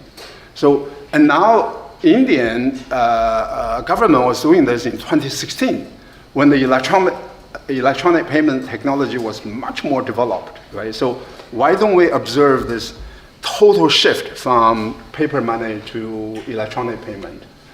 So why is the impact so durable, this demonetization? And the twin balance sheet, I'm not that convinced, not because I know a lot about Indian situation, but if you see when and where that problem begins to bite, you do see that in East Asia, but at a much higher level of per capita GDP, right? Also another kind of pushback is if you borrow and you invest in productivity, right, then you kind of enhance growth potentials rather than stalling growth. And I think, Arvind, when you say shenanigans, then I began to understand. So then that's the key thing, right? So it's not the twin balance sheet per se, it is that they are using money for shenanigans rather than for productivity. So East Asia was highly leveraged, but they grew for years and years, until they reached a very high income, right? Japan in 1990 was 75% of the US per capita GDP. Korea in 1997, that was already, Korea was the 11th largest economy already. So then I can understand, high debt can stall growth. But India was it's still so far away from that. So why is that different in India? SOE performance. So the chapter went through a number of factors. One is a legal factor, more public than enterprise, how the legal documents define the SOEs. Okay, and multiple objective functions, lack of exit. But the thing is about SOEs don't perform anywhere, right? No matter what the legal country specifics are. So there's something universal about the SOEs. So is it really necessary for a reader to know these Indian specifics? There must be something more general than that can also explain. And so the privatization piece, so I would argue that the economics of the SOE is pretty straightforward, but the politics of the SOEs are very complicated, right? Privatization, reforms, and things like that. So, but the chapter's description of the politics of the SOE, at least in my sort of quick reading, is fairly general at a very high level. And for example, the status technology is cited as a factor. But communist countries manage to privatize, so they have a lot of status technology. And how does the ideology specifically constrain privatization? Let me skip that. And also, some of those factors, they kind of depreciate over time, right? So the fear of the job losses, I can understand in the 1950s and 60s when the economy was growing at 1.5%, you fear losses. But when the economy is growing at 7%, right, that fear should go away. Why not? why the fear didn't go away. And so before 1990, right, India was basically ruled by one party, right, Congress party. But after that, you have BJP, you have Congress party. How come different parties still share the same ideology? Even though they they hated each other on many other dimensions. And also, what's also puzzling is that India never really had such a big state sector. It's not like they had a choke control of the economy. Compared with China. China, even today, has much bigger SOE, right? 33 million employment, and in terms of the numbers, it's not that big. GDP share is much bigger than what the Indian SOEs are in terms of the central SOEs. And compared with other East Asian economies, India is kind of comparable, right? So they start at a low point and they keep the same rather than reducing it. So why is it so difficult to privatize? That to me, that's the central mystery. And let me conclude on the informal sector, right? So it is really striking how large the informal sector is in India, right? 40–50% of the GDP, employment share is even higher, I think, right? Yeah, 80–90% of the employment, and it has persisted over time. So I think this is probably what you also meant, right? The lack of structural transformation, not just agricultural industry, agricultural to service, but lack of formalization and low productivity. So why the persistence? Usually we think about one of the roles of the public sector is that they are excessively formal, right? The bureaucracy, the whole kind of personnel system, and then there's some formalization because some of the informal sector is subject to indirect taxation. So let me. Can you conclude? Yeah, so let me conclude. So one puzzle is why the informal sector is not being replaced by small and medium enterprises that are formal, right? Because small, it doesn't mean it is always informal. And why SOEs don't play a bigger role in formalization? They can insist on the books, on the records, on the accounting. So my explanation is globalization. And compared with pre-Xi Jinping's China, India's globalization has been slow. And I used to be negative on globalization. I wrote a whole book about that. But more and more, selling China. But more and more, I actually believe that globalization is actually very good. And maybe the valuation of the SOEs will be different if you introduce FDI. Then the government would have bigger incentive to sell those enterprises. Maybe so. In the Chinese case, they list SOEs on the stock markets. When you do that, you are forced to go through a formalization process, especially if you list them on New York Stock Exchange or Hong Kong Stock Exchange, right? And foreign firms, when they buy from a Chinese company, selling shirts, selling shoes, they demand formalization. One of your colleagues, our former colleagues, Rick Locke, has written a lot of papers on this, right? So labor standard, environmental standard, quality standard, accounting standard, right? To get into the foreign export market network, you really need to go through this process of formalizing yourself and the role of the e-commerce, right? Alibaba started out not as so much of an e-commerce player. It started out as a formalization business. It provided labor and quality certificates to foreigners when they buy from China. So just some lingering questions, and I enjoy reading the chapters. Thank you.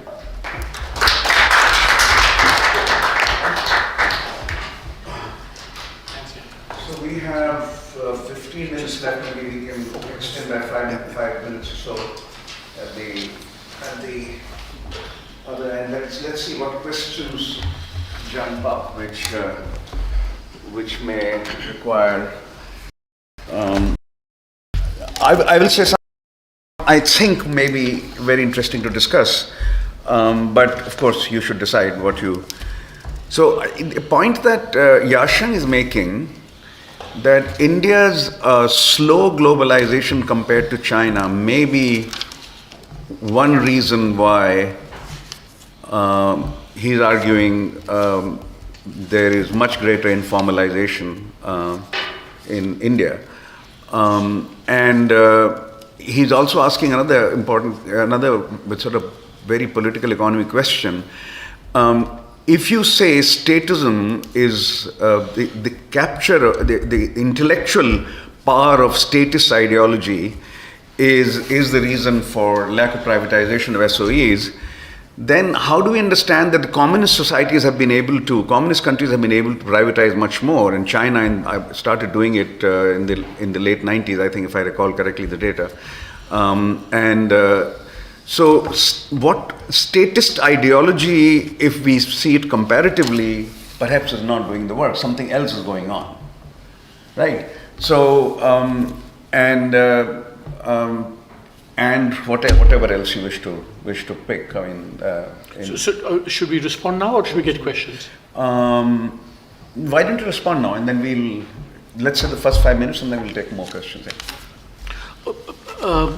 So let me, first of all, Simon and Yasheng, terrific comments, thanks. And Simon, do send us the 45-slide PowerPoint. There's a lot of material there which we want to reflect on carefully, and I think excellent comments. Let me address just two, the ones that Ashu raised at the end, and just share some thoughts. Yasheng, in one chapter, precisely this, by structural transformation, also explicitly talked about the informality thing. Why has it not happened? And India's levels of FDI have always been much lower than China. So partly goes to your thing. But to me, the most striking chart, one of the most striking charts which we haven't shown, is that if you if you look at what is China's share of the global labor force, and what is China's share of global labor-intensive exports, right? China's and India's share of the global labor force is about 22-23%. They're all defined. China's share of global labor-intensive exports, even today, at its peak it was like 45%. Now it's like 38%, and India's is 4%. India's 4%. So I see that as a big part of the problem of lack of formalization, because right, if you never did labor-intensive exports like this, there was no way because, as you said, it can't be sustained on the basis of the domestic market, too poor, so on. So because India couldn't do that, it lost out on formal sector jobs, formality, and then combined with the fact that you don't get the FDI, so all of that. So I do think, but then what the chapter tries to do is, well, why did that happen? Why were we not able to become part of these things? And so there we have a series of explanations which may not be fully satisfactory, but that's exactly what we try and address. And I would say that even the not globalizing is, again, not a cause but one proximate manifestation which requires further explanation, which is what we try and do in the third chapter, but that's very much a part of it. Now, one of the things that I think is worth highlighting on the state-owned enterprise thing is that if you look at India today with state-owned enterprises, it's kind of almost like a non-issue now. It's become too small relative to the size of the economy, okay? So essentially, I think, and now I'm not giving cause, but I'm giving more description, then I'll get to cause, that in the 90s, when the liberalization process began, India's approach to this was allow entry, not to kill, not to privatize. So essentially by growing the private sector, we shrank the public sector and started reducing its importance, partly because it was much easier to do, So if you take all the major sectors, telecom, banking, finance, air transportation, and it's almost a very explicit decision that, we have a big public sector incumbent, and I'll come to that in just a second, we're not going to privatize too costly. So what we do is just allow private sector entry. So in some ways, through inaction, we've kind of solved, not solved, but whatever the problem of that has diminished over time. And so the question is, but your question remains, why didn't we privatize? So at that point in time, allowing entry is just a much simpler political economy choice, right? You allow that. But the other thing, I think the communist analogy is not quite appropriate, because much of that happened under conditions of kind of absolute crises and systemic transformations. If you take Russia, if you take Eastern Europe, it was basically, a complete collapse, and therefore they took we will privatize explicitly, whereas India said we will not privatize, we will allow entry. And so the question was, we adopted a very different approach, and we paid the costs. But organically, the costs have declined over time because the private sector has grown over time. So the question remains: is it statism or something deeper? But I think this was, by the way, the SOE problem remains in China too today. Yeah, and so in that sense, the India-China comparison shows that it's much, and that I would say the communists, the Soviet, Eastern Europe, was actually a very different thing, and India is more, doing this, doing privatization under normal conditions seems much more difficult than doing it under conditions of crisis, as in Soviet Union or Russia. Let's take questions now. I think 10 minutes we have. So, huh? Yeah. You picking up something that Simon said, right? Yeah, to that end. Simon, one of the things you pointed out was that we didn't really discuss much about the demography. And actually, we've been struggling with some things would be interesting to hear from you. See, whatever the many critics of India, and we have many, the fact is, from the time of independence to now, it's added 1 billion more people. And it's made those 1 billion additional people much more educated, given the sheer. The thing that we've struggled is, how should one think about scale? In some development economics, we think about size, but we don't have a good understanding of scale. The way that China and India really stand out is just the scale problem, right? As giants. Now, when you go to the very nice graphs you're showing about wage labor, wages in manufacturing, is it apt to compare a country like Korea with 50 million and the labor force is, say, 30 million, with the India, China, where the labor force is 500 million, and you're transforming them? And in a sense, it's related, not indirectly, to your new book, is that can you shift so many people so fast? In China, you did. Yeah, but that's why you're comparing to China. That's why you say that's right. That's why you're saying South Korea is not. I mean, Japan maybe, but Japan is 100 million plus, but South Korea is tiny, right? So one of the things I'd love to hear: how should one think about scale in this context? Does it matter? And what are the complex ways that it's not the same? It's not a linear extrapolation. That's all I'm saying, and that's something we've been struggling. So, Simon, there's also just, I think your point is very well taken. That's why the first chart is a cross-country chart, every country, not just China. But I mean, having done this for so long and having been in India for so long, if you do, I'm just doing hypothetical. If you have an elaborate comparison on India, Korea, the first response will be, We're so big, we're so heterogeneous. Not a good comparison. What about China? I was the first younger scholar, or perhaps the first scholar from India, presenting in 1986 a paper comparing Indian and South Korean economic strategy and since 1950. This was at Delhi University, and two people, their response was, as senior professors, I was a junior, I was doing my PhD at the time, why don't you compare South Korea and the city of Ludhiana? What is the point of comparing South Korea? This is what the city of Ludhiana.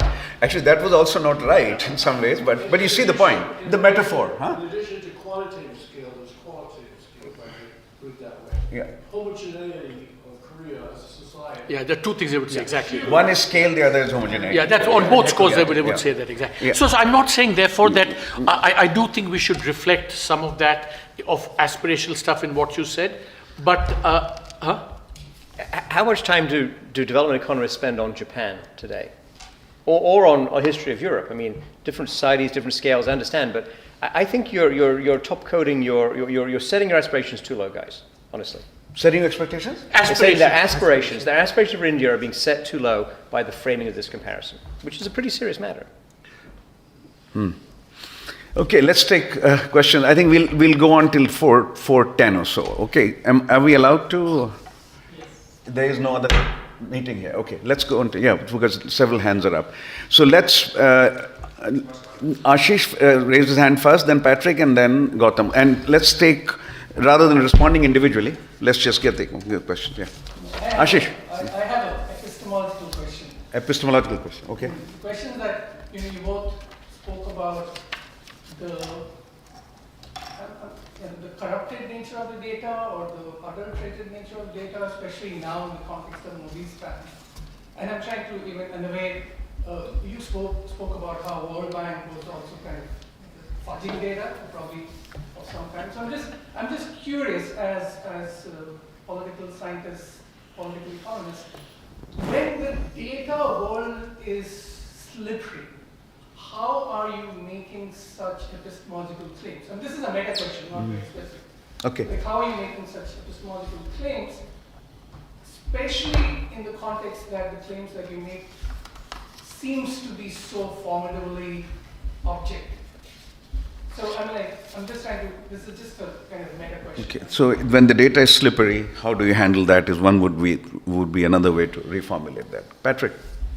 So first of all, I can't wait to see the rest of the book. It's a fantastic project. It's so great to see an economist working with political scientists, and this whole panel has been fabulous. And to have so many prominent economists tell us we shouldn't believe any of the data is really interesting and raises all sorts of questions. And I love what Simon did, raising the question about labor and using ILO data.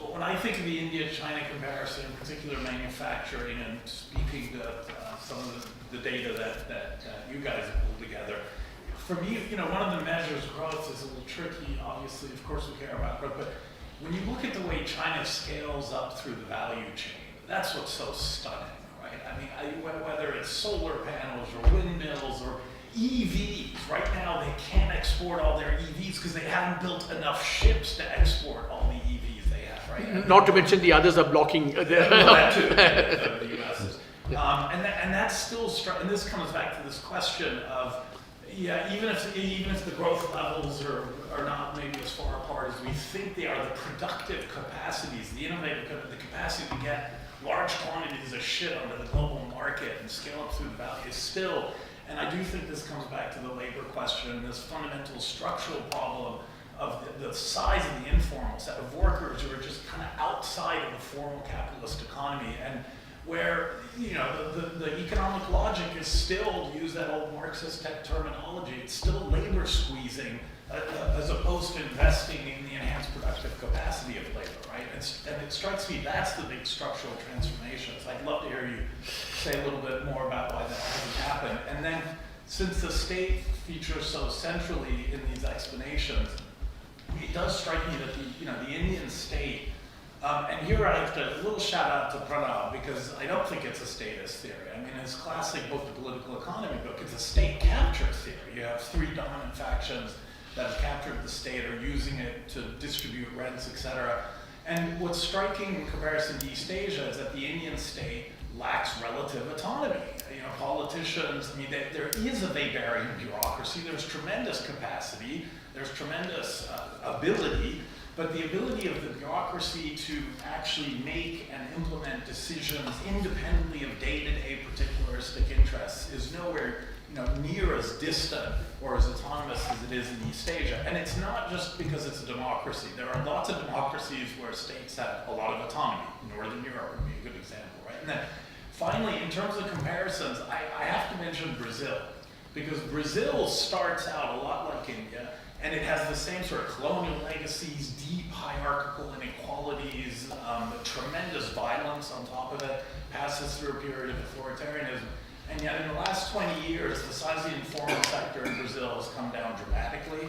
Size of the informal sector? Yeah, huge. And a lot of this is minimum wage increase, 15 minimum wage increases under the PT, Bolsa Familia. And another key point, and I think this was implicit in Yasheng's analysis as well, the strength of local government. The big difference between Brazil and India is Brazilian municipalities have a shit ton of capacity and autonomy. They can coordinate at the local level, and that's part of the Chinese growth story as well. And so as we disaggregate the state, and I know you have a chapter on subnational state, and I know you've been thinking a lot about the local state, so it's just an invitation to say more from the book. Gautam. I have a few comments, but I just wanted to start by saying that I just learned so much from this panel in an hour and a half. It was just terrific. And I also can't wait to read the rest of the book. And one of the things I really like is just that simple descriptive data, and everything is communicated through charts and tables, which are very comprehensible. And I think we overturn a lot of conventional wisdom also, like in the business panel. A few chapters, probably the rest of chapters. I thought that the theory, I'm going to make an unfair comment here, so please forgive me. So maybe, it was reminding me of, like when you go to a Korean restaurant, you get all the little delightful kimchi and these small things, to eat before you eat them. And I thought the theory perhaps lags so that is that you have all this data, which overturns a lot of like what we think about the Indian economy. But then the theory sort of relies on what we kind of already think we know about the Indian economy. That Nehru believed this, and that's why they did the policy, because that was Nehru's ideology, and that's, ideas matter. And I think that, like, even going further on Yasheng's point, what is the political economy of the SOEs? Who were the winners and losers? And, like, perhaps, like, saying which is more important and why. Like, I don't think the idea, that ideas matter argument is really demonstrated at all to the extent that you might want to make this screen more light. That was one sort of comment. Like for example, Air India, I don't believe it has anything to do with intellectuals. Probably has more to do with the fact that the civil aviation minister makes a lot of money from the Boeing contracts that Air India, buys. It has nothing to do with the MyGov state and so on. I don't think. And I thought Ashoka made a separate point, which is that even communist states seem to have privatized a lot of these enterprises. And certainly, while we expect this, especially because the British state was actually quite minimal and did not engage in all this stuff. So this shift towards believing the state should do everything for people would have happened in a relatively short span of time. That was one thought I had. The second one was about SOEs and what they do. I think you're absolutely right about that. The fact that they solve certain political problems, right? And one way to think about it is that, the SOEs were just a bottomless pit where so much money went in. The other way to think about it is they were kind of redistributive, not just across like classes, but also across regions. And the core problem that these elites faced was how do you keep this heterogeneous country together? And maybe the SOEs did that to some extent. I found the number, the 5% number, once you rephrase it, to be very implausible. I think you may not want to lean into that because it's just so gigantic. 5 percentage points of GDP growth every year. So 5%. See, so it's a $3 trillion economy now. 5% of that, it could be higher. That's the point. But it's every year. So every year, yes. So every year you can do that. It's not about growth. It's about level. So but if the level is $100 in 1950 and you're saying it's $105, yeah. are you saying that five of those dollars every single year, cumulatively, that's just basically saying that growth is 5 percentage points. So is it compounded? Yeah, we'll clarify that. Okay. Yeah, we can. And then finally, I mean, Yeah. it raises an intriguing question about the optimal size of nations, which is that, one thing I noticed in the US is that wherever you go in the US, it basically looks the same. Cities, towns, like, okay, maybe New York City looks a little different, but the level of like public goods provision is always on mobile and McDonald's, right? And India just looks spatially very different. I've never been to China. And that too, if you think about what South Korea is able to achieve, at a basic level, maybe India should be the nation state that it is, because you have to do all this redistribution across units and all these things that you're mentioning are really kind of accomplished. I really want to ask. So I think this idea, maybe both of you can address this one, that in many ways, public sector development in India became a redistributive mechanism and a way to bring some regions into the national mainstream or imagination. So you were investing in Bihar and Odisha, right? And you were investing in the south, HMT in Bangalore and all that. Is there something there? I mean, We discuss it in Yeah. the chapter. Yeah. So But yeah. I can talk about it. Oh, yeah, okay. Maybe, yeah, we'll go till, we have 5 more minutes. So, Marshall, yeah. I just started earlier to ask the question if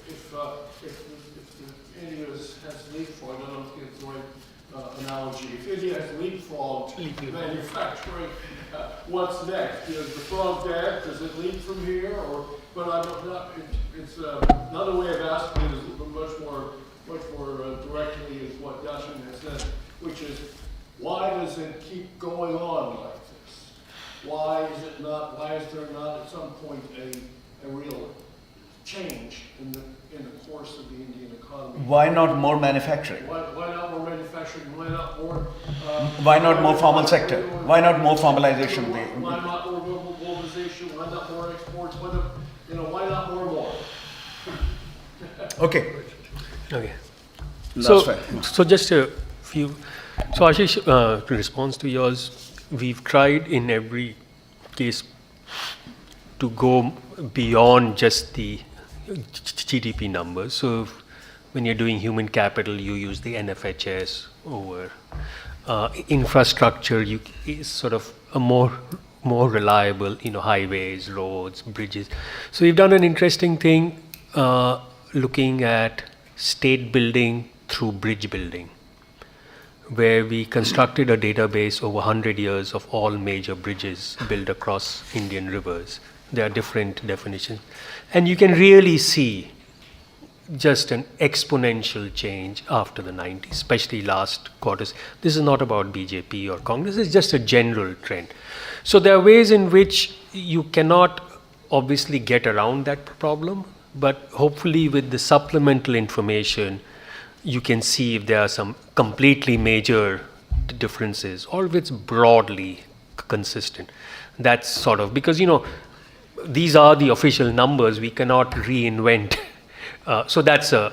But on the whole, Ashish, on the whole, when you hear someone like Angus Deaton speak about the statistical systems of India, his claim is, and we are talking with serious economists, right, who's dealt with a lot of data in his life. He's a data guy. His claim is that India's economic statistics were the best in the global south.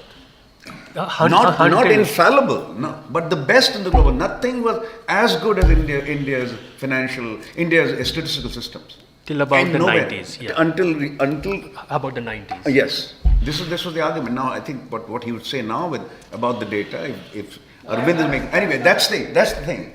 So slipperiness of data does apply to some years, some area, and some domains also. On my right data, I could never use government data. I had to create it in all kinds of ways. Right. But sorry, can I just say, see, one is what Devesh said. In the rest of the book, we use all kinds of data from all kinds of sources. So there's a lot of risk spreading. And the second thing, even in this growth chapter, I mean, the whole point, we're able to show that GDP is whatever because we have all this other data to sort of correlate it with and get some validation on. Okay. So So Patrick, in response to your thing, one of the things you do see about labor that has changed, the puzzle about the socialist period was how little attention was paid to just skilling labor. Just skilling, there were these ITIs created, but after that, and under the UPA government was the first time you had a national skilling mission. And a lot of resources really began to be pumped into just skilling labor. But to tell you how far, India has to go. So, Israel is now recruiting labor from India for the construction sector. Forget about the ethics, that's a separate thing, all of that. So, the construction sector people from Israel came to India and for them, this is not the usual Indian, you take an exam, you have to actually show your skills. So they have, these rods, how you bend them when you construct something. So only 8% of the people who applied and went through, so they were already screened, actually could demonstrate the minimum level of skills that Israel wanted, and they were going to get massive increases in wages, right, compared to what. And that just shows this is where in India? This is Haryana and Punjab and Western UP. That's where they were recruited, where you've had huge increases in construction. So there's a pool of labor with those skills, right? So there is this huge problem of skilling that is, but I would say two things are really changing informality in different ways. The GST, because it is forcing firms now along the value chain, so you know their numbers and data, and you really see an increases in tax revenues and GST revenues. And the second, which is fairly digitization, digital public infrastructure. Yeah. So if you look at the UPI, which started in about 2016, now it's close to 500 million transactions per day. So and once it's digital, it's not informal, it's not cash. But Arvind tells me the irony is DPI has been increasing massively, but cash has been also increasing. Cash is above demonetization of GDP. So both are. So we're not sure why both are. Usually you would expect one goes, the other goes down. So that's another. My recent trip to China made me feel that now India's digitalization and China's digitalization are roughly similar, at least in the cities. Correct. There is no difference the way you pay your Uber or taxi or you go to a store, buy shirts. I bought shirts because laundering my shirts at the Marriott in Shanghai was much more expensive than buying a new shirt. This is what's happened to labor in some of the sectors. Anyway, wages in some sectors. But sorry, I just finished this. Yeah. So Gautam, you're absolutely right that the theory is weak. Right now, what we are struggling with is just the history and the facts have made the chapter so long, and we have to cut. And the question is how much we can afford on the theory. But we need a stronger argument for sure. You're absolutely right. See, I think I partly agree with you on Air India, but only partly. Remember, Air India was first being privatized. So you're right that this minister under the UPA, we know Praful Patel, made tons of money, all of that. But way before, when under Vajpayee they tried to privatize, the left was absolutely opposed. And all privatization stopped. There was some under Vajpayee and Shori in the first NDA. It completely stopped until the CPM was part of the governing coalition. And the CPM, whatever its other faults, they didn't make money from the private, right? It's all the other regional parties. Theirs was a purely ideological opposition. And so there is the money part, no doubt about it. But there was definitely a part which was ideological, where it's hard to see how the CPM actually gained anything from her. But why was CPM was not part of the Vajpayee regime? No, I'm saying when they stopped the UPA, even that. They did something, but they couldn't sell Air India then. But we write when Shori's own interview that it was torpedoed not by labor unions, not by the left, but by the private sector competitor, which was Jet Airways then. So he is scathing about the private sector's role in preventing privatization because they did not want a competitor. So on privatization, I think the empirical fact today is the only sector where there's really big public sector ownership is the banking system. I mean, the others are all now, even if you don't get privatized, India can live without them. They're small, right? Some mining. But mining. But banking. And so two things to say about banking are, Arun Jaitley said, Arvind, you bring to try and nationalize even one bank. Out of 540 parliamentarians, if you get more than 5, I will change my name. Now, whether that is, I think it's a combination of both. One is the, patronage, and because, it is a source of patronage, and B, there's this, you're selling the family silver, whatever, the idea thing is very strong. Deeply. But Guys don't care about, think of the 543 parliamentarians in India. How many of them do you think are so wedded to, you can buy a lot of votes with $10 million, that's one. So, the thing is that, and the nice thing about banking also, which will be shown in the other chapter, is you're getting endogenous exit from the banking system, both on the thing. So, like you're allowing entry, creditors, depositors, whatever. So, only one thing we didn't answer, I think, Patrick. Patrick, one of the themes of the book, and this is the... But the state autonomy question? The local government. Local the government. State autonomy, I'll leave it to you political scientists. I don't know enough about that. But that's why I began by saying growth has had this, causal primacy, especially because state autonomy has been weak. That's why I think growth is so important. In India, see, one of the themes of the book, and what Devesh also showed, and this is across the board, whether it's state-owned enterprises, remember, health, education, land reform were all state issues. So, and one theme of our book is anything that the center has done badly, the states have done much worse. So at least on the first and the second tier, decentralization is no panacea. Now, but now you brought in the third tier. Now, the third tier is a bit more complex in India because at the moment, what it seems is that third tier rural the experience has been more promising, accountability, rural panchayats, gram panchayats, etc. But third tier urban has been an absolute disaster. Agreed. A complete That's what we are disaster. finding. And so, now why that is complicated, we may touch upon this, but, so the kind of left progressive kind of decentralization as the mantra, at least from first to second tier, has been completely belied by the Indian experience. Just one last thing on state autonomy. Indian state has been very autonomous on entry. It has had very little autonomy on exit. So by that I mean whenever it wants to start something new, absolutely. In fact, all it does is start new things all the time, right? No, I think Pranab's argument was partly proven wrong in 1991. Yeah, exactly. I think I wrote a critique in Illustrated Weekly of India at that time. I said this is the idea that these three classes completely dominate and the state has no autonomy. I've said in this chapter you will find that 91, everything changes. Then what happened to all these vested interests? Exactly, and Bombay Plan people, the capitalists were opposed to the opening. Bajaj, etc. were opposed to the opening, and the Indian state hammered them basically. Yasheng, last point, and then we come.